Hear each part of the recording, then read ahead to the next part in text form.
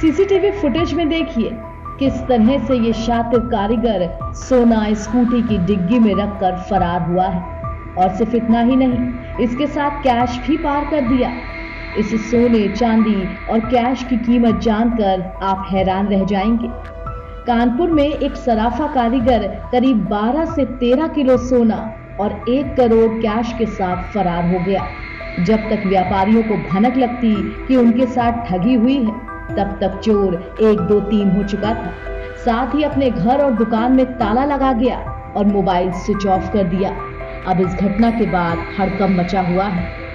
लगभग 10 किलो से 15 किलो के बीच में, क्योंकि व्यापारी अभी एक व्यापारी की रजिस्टर्ड हो गई है कंप्लेन करीब 1.5 करोड़ रुपए की, और कुछ व्यापारी हमारे साथ हैं जिनका करीब 2 करोड़ का माल है।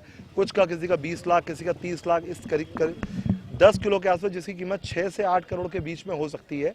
चूंकि एक FIR रजिस्टर्ड हुई है, बाकी अभी होनी बाकी है। तो आज हम लोग यहाँ पे JCP क्राइम नीलाब्जा चौधरी से मुलाकात करने आए थे। तो उन्होंने पहले से ही SHO बजरिया और DCP सेंट्रल सभी को बुला रखा था। पूरी पुलिस का प्रशासन एकदम एक्टिव था और उनके सामने पूरी बात हम लोगों ने करी है।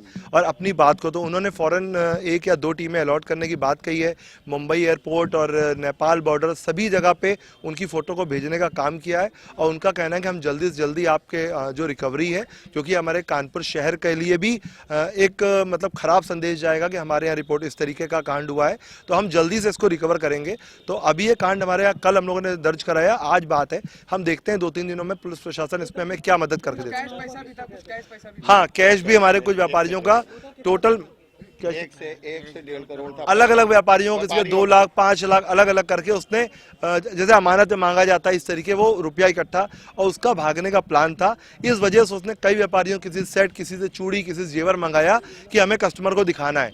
और वो कुल मिला के हम ये कह सकते हैं जो अभी तक करंट में मेरे सामने व्यापारी हैं, उसमें मैं 6 से 8 करोड़ रुपए तक का देख रहा हूं।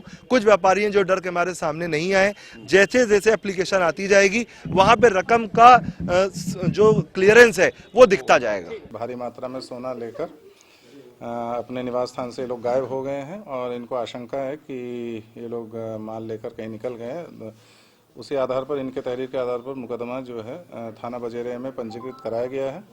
और पुलिस उपायुक्त मध्य के नेतृत्व में जो है कि उनके निर्देशन में SIT की टीम इस पर लगा दिया गया है, जो ये कार्य करेगी। और जल्द से जल्द प्रयास किया जाएगा कि जो भी सोना है उसकी रिकवरी हो या पता चले वो किस कारण से गायब हुआ है और उसका क्या भी संदेह है। सोना लेकर फरार ये कारीगर महाराष्ट्र का रहने वाला बताया जा रहा है। फिलहाल पुलिस इसकी तलाश में जुटी है, मगर इतने बड़े पैमाने पर हुई ठगी से सब हैरान हैं। NBT ऑनलाइन के लिए कानपुर से सुमित शर्मा की रिपोर्ट।